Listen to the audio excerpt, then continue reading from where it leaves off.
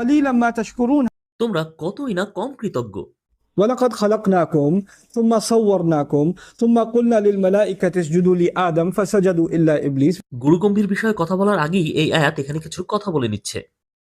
আমরা তোমাকে সৃষ্টি করেছি এবং আমরাই তোমাকে রূপদান করেছি, আকৃতি দিয়েছি, তাই আমি জানি তুমি কেমন। কারণ আমি তোমাকে সৃষ্টি করেছি, আমি জানি তোমাকে আমি কিভাবে বিন্যস্ত করেছি, আর এটাও জানি যে তোমার মধ্যে কি আছে। তোমার প্রত্যেকটা অঙ্গ প্রত্যঙ্গ সম্পর্কে আমার জানা, তোমার চাওয়া, তোমার কামনা বাসনা সম্পর্কেও আমি জানি। আর তোমাকে সৃষ্টির পরে তোমার দেহের মধ্যে আমি একটা ফ্যাসিনেটিং জিনিস ভরে দিয়েছি। যদিও আল্লাহ এখানে কথা বলেননি, এখানে তিনি বলেছেন, ثم قلنا للملائكة اسجدوا لآدم এরপর আমি সকল ফেরেশতাকে নির্দেশ করলাম তোমরা আদমকে সিজদা করো। সকলে করলো, ইবলিস ছাড়া। لم يكن من الساجدين সে তাদের অন্তর্ভুক্ত হবে না যারা সিজদা করে, সে এটা করবে না। لم يكن من الساجدين আল্লাহ কিন্তু বলেননি Also saying ما سجد أو لم يسجد لم يكن من الساجدين সে এটা কখনোই করতো না। আল্লাহ অনেক আগে থেকেই জানতেন সে এটা করবে না।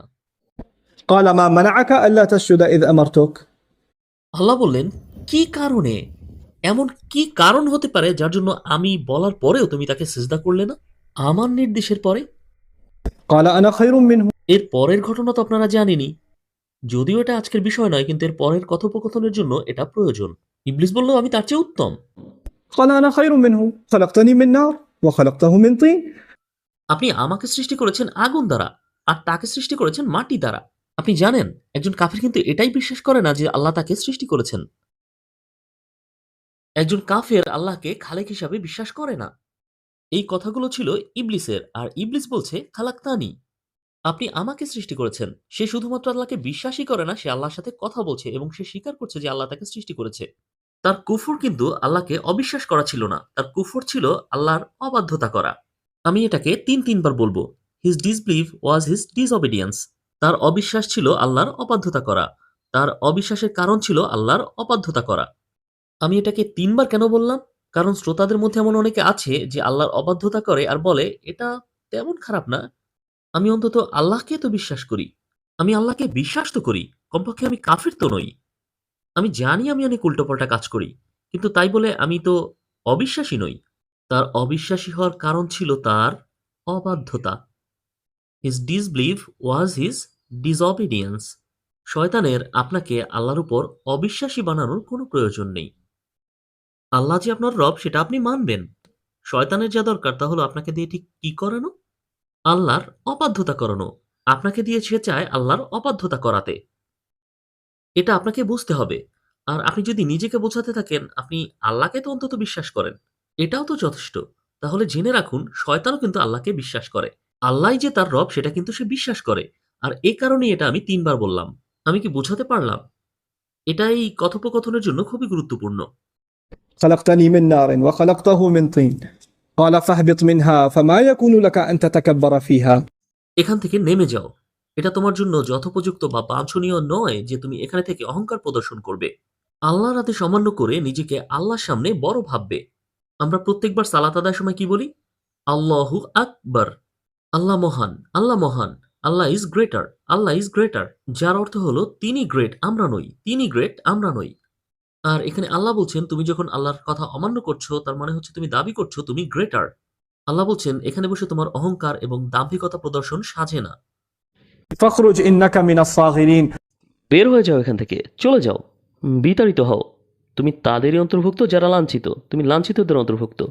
قال أنظرني إلى يوم يبعثون সে বলল, আমাকে সময় দিন, আমাকে অবকাশ দিন, আমাকে সেই দিন পর্যন্ত অবকাশ দিন যেদিন এই লোকদেরকে পুনরুত্থিত করা হবে, সেই দিন পর্যন্ত যেদিন এই সব লোকদেরকে আবার পুনর্জীবিত করা হবে। সে আল্লাহর কাছে বিচার দিবস পর্যন্ত সময় চাইল। আল্লাহ বললেন, قال إنك من المنظرين الله আল্লাহ জানালেন তুমি তাদের অন্তর্ভুক্ত যাদেরকে সময় দেয়া হয়েছে, তোমাকে ওই সময় পর্যন্ত অবকাশ দেওয়া হলো। অনেক জ্ঞানীরা এখানে মতানৈক্য করেছেন যে শয়তান এখানে মারা গিয়েছিল কিনা, সে আসলে শয়তানের সন্তান কিনা, কিন্তু পবিত্র কোরআনের কথা এখানে একদম স্পষ্ট। শয়তানকে সময় দেওয়া হয়েছে, শয়তান জীবিত আছে। আর রসুল্লাহ সাল্লাহ আলাইস্লামের সহি হাদিস থেকে আমরা জানতে পারি তিনি শয়তানের মুখোমুখি হয়েছিলেন। সেই শয়তান যে সরাসরি আল্লাহর হুকুম অমান্য করেছিল, সেই শয়তান কিন্তু আমাদের মধ্যে এখনো আছে।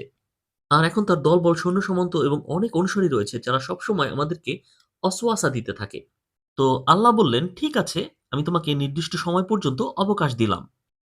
এখানে একটি জিনিস উল্লেখ্য, শয়তান যে আল্লাহর অবাধ্য হয়েছিল তার উপলক্ষ কিন্তু ছিলাম আমরা। শয়তান তার পরিণতির জন্য মনে মনে কাদের উপর দোষ চাপায়? আমাদের উপর। মনে করুন আপনারা ২ বোন। না, ধর্মীয় বোন নয়, আপনারা ঘরে আপন ২ বোন। আপনারা ২ বোন এক রুমে আছেন এবং এক বোন তখন ফোনে কথা বলছেন। অন্য বোন তখন তাকে বলছে, "আরে ফোন রাখো, ফোন রাখো। তখন থেকে ফোনে কি কথা বলছো?" তখন অন্য বোন ফোন নামিয়ে বলল, "আমি কি করব না করব সেটা তুমি আমাকে বলে দিতে পারো না?" আর এ নিয়ে দুজনের মধ্যে ঝগড়া শুরু হলো। এবং এই ঘটনাকে কেন্দ্র করে ২ বোনের একজন খুব সমস্যায় পড়ল। আমি বলব না কে সমস্যায় পড়ল, কিন্তু একজন সমস্যায় পড়ল। আর সমস্যায় পড়ল মূলত বাবা-মাকে নালিশ করার ফলে। এখন সে কার দিকে এমনভাবে তাকিয়ে থাকবে যেন চোখ থেকে আগুন ঝরছে?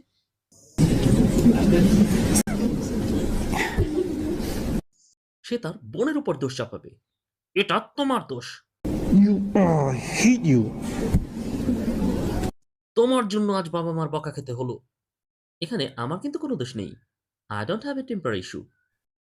শুধুমাত্র তোমার কারণে আমি বাবা-মার কাছে বকা খেলাম। So, this is now وَلِلَّهِ الْمَثَلُ الْأَعْلَى. It's still a relationship of qurb. ইবলিস আল্লাহর আরো কাছাকাছি যেতে চেয়েছিল, কিন্তু মানুষের কারণে সে অপমানিত এবং লাঞ্ছিত হলো। তাই মানুষের জন্য তার রয়েছে অকল্পনীয় ঘৃণা। আর সে আল্লাহকে বলছে, "আল্লাহ, আমি আপনাকে দেখিয়ে দেব যে আপনি ভুল চয়েস করেছেন। আমি এটা আপনাকে দেখিয়ে দেব যে আপনার তাদেরকে সম্মান দেওয়া উচিত হয়নি, আপনার আমাকে সম্মান দেওয়া উচিত ছিল। আমি প্রমাণ করে দেব তাদের জন্য আমার সমস্যায় পড়া ঠিক হয়নি, বরং তাদেরই সমস্যায় পড়া উচিত। আমাকে এ বিচার দিবস পর্যন্ত সময় দিন। فَبِمَا أَغْوَيْتَنِي কারণ আপনি আমাকে পথভ্রষ্ট করলেন, আপনি আমাকে দিয়ে ভুল করালেন, আপনি আমাকে সমস্যা ফেললেন।" দ্বিতীয়ত সে আল্লাহর উপরেই দোষ চাপালো। لَأَقْعُدَنَّ لَهُمْ صِرَاطَكَ الْمُسْتَقِيمَ. আমি তাদের জন্য ওঁত পেতে বসে থাকব। আরবিতে কাদালাউর অর্থ হলো কাউকে আঘাত করার জন্য গোপনে ওঁত পেতে বসে থাকা। কাদার অর্থ হলো কোথাও বসে থাকা। আর লাম সংযুক্ত হলে বোঝা যায় যে কাউকে অ্যাম্বুশ করার জন্য বসে আছেন। চিন্তা করতে পারেন এই মসজিদের বাইরে দরজার পাশে আপনার বন্ধু একটা বেসবলের ব্যাট নিয়ে দাঁড়িয়ে আছে যে আপনি কখন বের হবেন। বেসবলের ব্যাটই হতে হবে এমন নয়, এটা ফুলও হতে পারে। আপনারা ধরে নিন। অর্থাৎ আপনি কারো জন্য অপেক্ষা করবেন যে সে কখন আসবে আর আপনি তার উপর ঝাঁপিয়ে পড়বেন। আর এভাবে যখন কেউ কাউকে আক্রমণ করে সে কি প্রকাশ্যে থাকে নাকি নিজেকে লুকিয়ে রাখে? না, সে নিজেকে প্রকাশ করবে না। সে কি যখন তখন আক্রমণ করে নাকি সঠিক সময়ের অপেক্ষা করে? সে উপযুক্ত সময়ের অপেক্ষায় থাকে এরপর অ্যাটাক করে। আর এই ব্যাপারটাই এই আয়াতে উঠে এসেছে। لَأَقْعُدَنَّ لَهُمْ صِرَاطَكَ الْمُسْتَقِيمَ. আমি জায়গা মতোই অপেক্ষা করব, কিন্তু আমি সবসময় বের হব না। আমি সঠিক সময়ের অপেক্ষায় থাকব। আর যথাসময়ে আমি তাদের ক্ষতি করব আর চলে আসব। তারা বুঝতেও পারবে না। তারা বুঝতে পারবে না যে আমি এটা তাদেরকে বলেছি। ثُمَّ لَآتِيَنَّهُم مِّن بَيْنِ أَيْدِيهِمْ. এরপর আমি আসবো তাদের ঠিক সামনে থেকে। তাহলে আমাদের সামনে কি? সোজা পথ হলো জান্নাতের দিকে। আমি তাদেরকে বলবো, "আরে জান্নাতে যেও না। জান্নাত অনেক দূর। আমি তোমাকে এখনই কিছু দিচ্ছি।" জান্নাতের জন্য কাজ করে কি লাভ? আমি তোমাকে এখনই কিছু দিব। সামনে থেকে আসার অনেকগুলো অর্থের মধ্যে এটাও একটা অর্থ। আমি আসবো তাদের সামনে থেকে। আমি আসবো তাদের পেছন থেকে। আমি তাদের পেছন থেকে টেনে ধরবো। পেছন থেকে আক্রমণের একটি অর্থ হলো সে যখন সামনে ভালো কিছু করছে তখন সে পেছন থেকে টেনে ধরবে। সে চাইবে আপনি যেন পিছিয়ে পড়েন।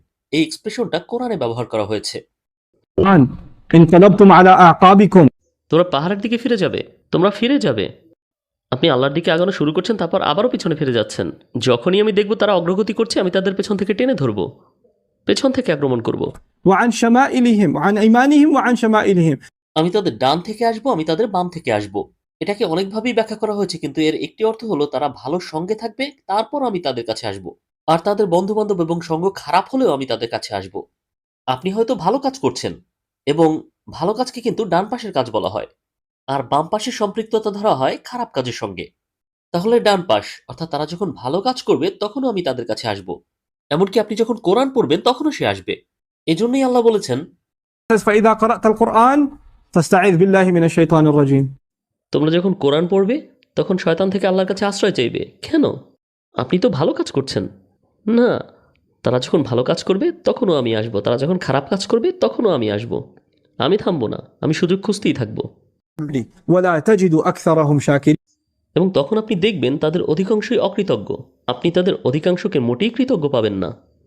অন্য কথায় শয়তান বলছে, তারা যখন আমার কথা মানবে এর অর্থ হলো তারা আপনার প্রতি অকৃতজ্ঞ। এই প্যাসেজটা কোথা থেকে শুরু হয়েছিল? আল্লাহ বলেছেন, আমি তোমাদেরকে পৃথিবীতে পাঠিয়েছি এবং এখানে ভালোভাবে বেঁচে থাকার জন্য তোমাদেরকে অনেক উপকরণ দিয়েছি। ঠিক আছে, মনে করতে পারছেন? পরবর্তীতে কথাটা কিভাবে এগোলো? আল্লাহ আমাদেরকে এখানে শেখাচ্ছেন, দেখো আমি তোমাদেরকে কয়েকটা জিনিস করতে মানা করেছি, শুধুমাত্র কয়েকটা জিনিস আমাদের জন্য নিষিদ্ধ, পৃথিবীর অধিকাংশ জিনিসই কিন্তু আমাদের জন্য হালাল। কয় ধরনের মাংস রয়েছে যেটা আমাদের জন্য হারাম? হারামগুলোকে হাতে গুনতে পারবেন, কিন্তু এর বিপরীতে যখন হালাল দেখবেন সেগুলো অগণিত। পানীয় জিনিসের মধ্যে কয়টা আমাদের জন্য হারাম? প্রধানত মদেরই বিভিন্ন প্রকারভেদ। কিন্তু কত ধরনের পানীয় আমাদের জন্য হালাল আপনি গুণে শেষ করতে পারবেন না, এর কোনো নির্দিষ্ট সংখ্যা নেই। তো আল্লাহ আমাদের উপভোগ করার জন্য যে জিনিসগুলো দিয়েছেন এবং যা আমাদের জন্য হারাম করেছেন, এই দুটির মধ্যে কিন্তু কোনো তুলনাই চলে না। এরপরেও আপনি যদি ওই সামান্য কয়েকটি জিনিসের পেছনেই ছুটেন যেগুলো আল্লাহ হারাম করেছেন, তাহলে আপনি অকৃতজ্ঞ। আর ইবলিস বলছে, আল্লাহ আপনি গোটা পৃথিবী তাদের জন্য উন্মুক্ত করেছেন এবং অল্প কয়েকটি জিনিস নিষিদ্ধ করেছেন, আমি তাদেরকে ওই দিকেই নিয়ে যাব এবং আপনি দেখবেন তারা অকৃতজ্ঞ। তারা মোটেই আপনি যা দিয়েছেন তার শুকর আদায় করবে না। তারা ওই গুটি কয়েক হারাম করে দেওয়া জিনিসের দিকেই যেতে চাইবে। ولا تجد أكثرهم شاكرين قال اخرج منها مذءوما مدحورا এখান থেকে বেরিয়ে যাও, এখান থেকে তুমি অপমানিত এবং লাঞ্ছিত অবস্থায় বের হয়ে চলে যাও। لمن تبعك منهم তাদের মধ্যে যেই তোমার অনুসরণ করবে, তাদের মধ্যে যেই তোমাকে ফলো করবে, আল্লাহ কিন্তু এখানে বলেনি তাদের মধ্যে যেই আমাকে অবিশ্বাস করবে। আল্লাহ এখানে একমাত্র যে শর্তটি দিয়েছেন তা হলো যে তোমাকে অনুসরণ করবে, যে তোমার কথা শুনবে, যে তোমার কথায় মনোযোগী হবে। এটা কি সম্ভব না যে একজন মুসলিম একজন শয়তানের কথা শুনবে? আর মুসলিমরা তো শয়তানের আরো বড় টার্গেট। তাদের মধ্যে যেই তোমার কথা শুনবে, لأملأن جهنم منكم أجمعين মিন হুম আজমাইন কিন্তু না, আমি অবশ্যই তোমাদের সকলকে দিয়ে জাহান্নাম পূর্ণ করব। এটা আল্লাহর ওয়াদা। তিনি কিন্তু তাদের সবাইকে দিয়ে বলেননি, তিনি তোমাদের সবাইকে দিয়ে বলেছেন। This is actually للتوعية এটা আসলে ভয় দেখানোর জন্য, চ্যালেঞ্জ করার জন্য। যে কোরআন পড়বে সে হয়তো চিন্তা করবে, আরে তুমি আসলো কোথা থেকে? আমি ভেবেছিলাম আল্লাহ বলবেন আমি তাদেরকে দিয়ে জাহান্নাম পূর্ণ করব, কিন্তু আল্লাহ বলছেন আমি তোমাকে দিয়ে জাহান্নাম পূর্ণ করব। আপনি একটি বই পড়ছেন আর এখানে হঠাৎ করেই আপনার দিকে আঙ্গুল তুলছে। এটা আপনার আমার দিকে ইঙ্গিত করছে। আমাকে দিয়ে? হ্যাঁ, বাঁচতে চাইলে শয়তানের অনুসরণ করো না। এই ইশারাটা তখনই আপনার দিকে যাবে যখন আপনি শয়তানের অনুসরণ করছেন, যেন আপনি আতঙ্কিত হন এবং সতর্ক হতে পারেন।